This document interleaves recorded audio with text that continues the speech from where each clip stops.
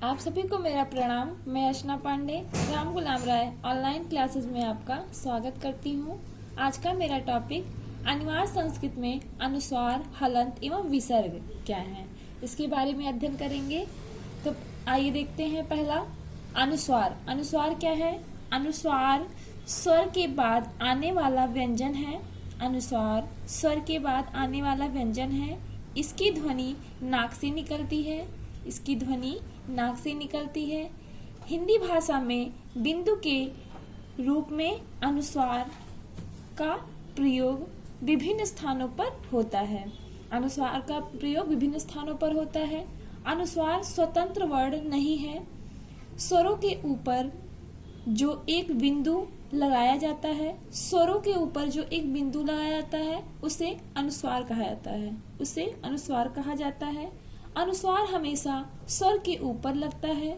अनुस्वार हमेशा स्वर के ऊपर लगता है, न कि व्यंजन के ऊपर। अनुस्वार म तथा न व्यंजन का ही रूप है। अनुस्वार म तथा न व्यंजन का ही रूप है। आइए उदाहरण देखते हैं। जैसे अंग, अंग में अंग की मात्रा लगा है। रंग, रंग में भी अंग की मात्रा लगा है, ये अनुस्वार है। भंग में भी अंग की मात्रा लगा है, ये अनुस्वार है। जंग, ढंग, अहंग, त्वंग आदि ये सब अनुस्वार हैं, अंग की मात्रा। अब आइए दूसरा देखते हैं। अनुनासिक क्या है? अनुनासिक स्वरों के उच्चारण में मुंह से अधिक तथा नाक से बहुत कम सांस निकलती है। अनुनासिक स्वरों के उच्चारण में मुंह से अधिक तथा नाक से बहुत कम सांस निकलती है। किसी अक्षर या स्वर के ऊपर अनुनासिक का प्रयोग चंद्र बिंदु के रूप में होता है।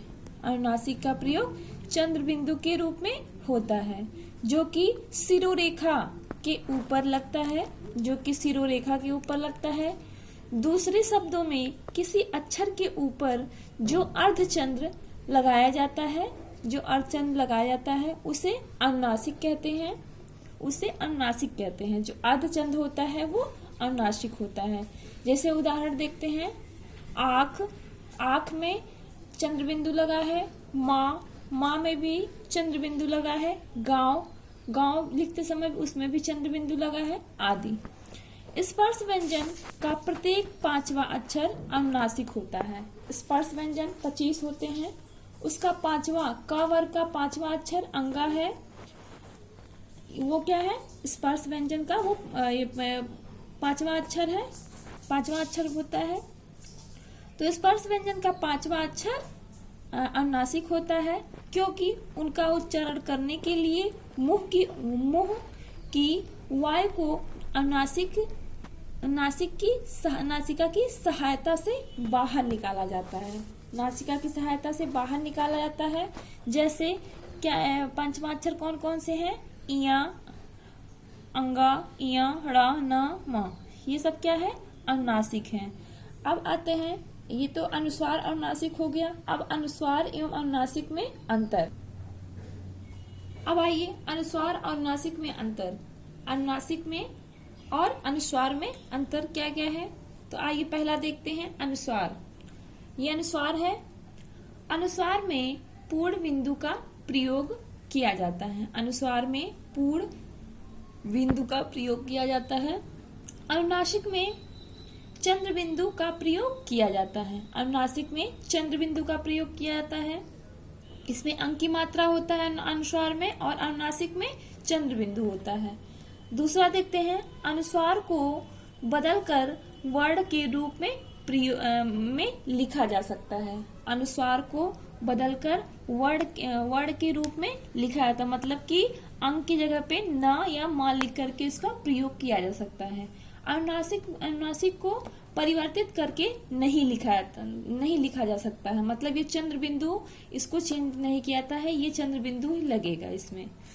अगला देखते हैं। अनुस्वार में शिरोरेखा से ऊपर लगी मात्राओं वाले शब्दों में अनुनासिक के स्थान पर अनुस्वार का प्रयोग किया जाता है।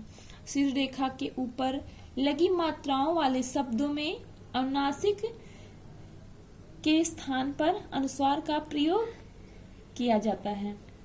जैसे गोद, कपोल, क्योंकि, ये क्योंकि में यहाँ अनुस्वार है आदि प्रयोग किया जाता है। अब आइए देखते हैं अनुनासिक में। अनुनासिक का प्रयोग केवल उन शब्दों में किया जाता है जहां मात्राएं शिरोरेखा से ऊपर न लगी हों, जैसे चांद, हंसना, पूछ आदि। ये सब क्या है? अनुनासिक है। अब आइए देखते हैं अनुस्वार में। अनुस्वार का प्रयोग तब करना चाहिए जब उच्चारण में न वर्ण स्पष्ट सुनाई दे तथा उच्चारण करते समय ध्वनि केवल नाक से निकलती है। इसमें उच्चारण करते समय ध्वनि केवल नाक से निकलती है, जैसे हंस, दंत, अंग आदि। ये सब इसमें क्या हो रहा है? नाक से ध्वनि निकल रही है। ये अनुस्वार के अंतर्गत आते हैं। अब आइए देखते हैं अनुनासिक। अनुनासिक का प्रयोग तब करना चाहिए जब ध्वनि का उच्चारण नाक तथा मुंह दोनों से हो। अनुनासिक का प्रयोग तब करना चाहिए जब ध्वनि का उच्चारण नाक तथा मुख दोनों से हो। जैसे आँख, आँख में क्या है?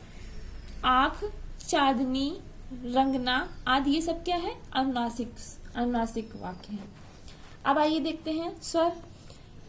अनुस्वार क्या है? अनुस्वार स्वर के ऊपर लगाया जाता है। अनुस्वार स्वर के ऊपर लगाया जाता है, व्यंजन के ऊपर नहीं लगाया जाता है। अनुस्वार स्वर के ऊपर लगाया जाता है, व्यंजन के ऊपर नहीं लगाया जाता है।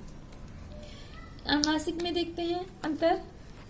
किसी अक्षर के ऊपर जो अर्धचंद लगा दिया जाता है, किसी अक्षर के ऊपर जो अर्धचंद लगा दिया जाता है उसे अनुनासिक कहते हैं। अब आइए देखते हैं हलंत। हलंत क्या है?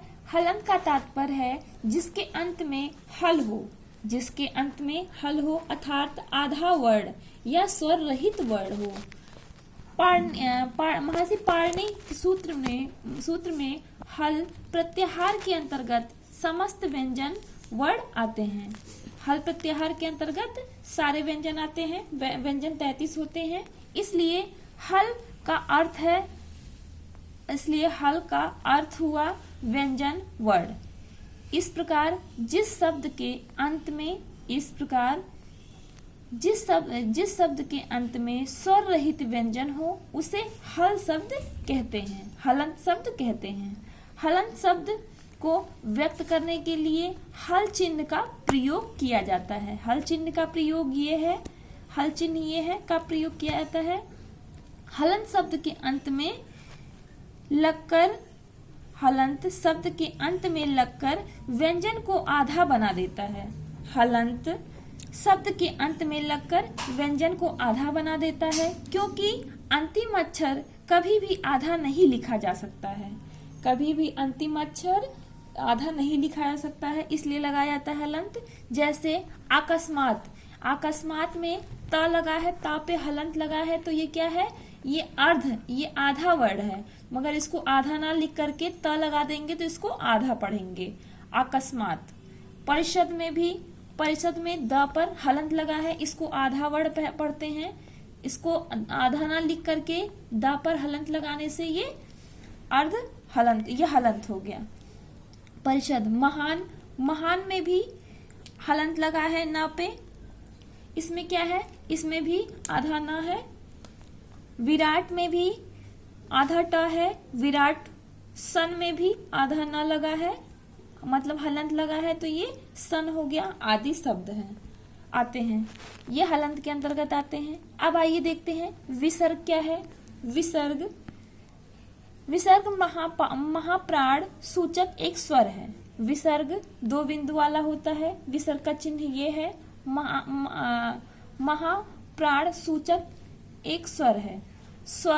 ऐसे राम, प्रातः, अतः, संभवतः आदि ये सब है, इस पे विसर्ग लगा हुआ है। आदि के अंत में विसर्ग आया है। विसर्ग के साथ स्वर या व्यंजन लगाने से इसमें ध्वनिगत परिवर्तन होता है। विसर्ग सदैव किसी न किसी रूप के किसी न किसी स्वर के बाद आता है। इसका वाचन करते समय अंत में अहंग, इनका वाचन करते समय अंत में अहंग अह आता है। जैसे राम अवतार है, इसमें भी विसर्ग लगा है। सरोज में भी यहाँ पे विसर्ग लगा है। सुरेंद्र, पावक आदि शब्द आते हैं विसर्ग के अंतर्गत। यह कभी कभी दो शब्दों के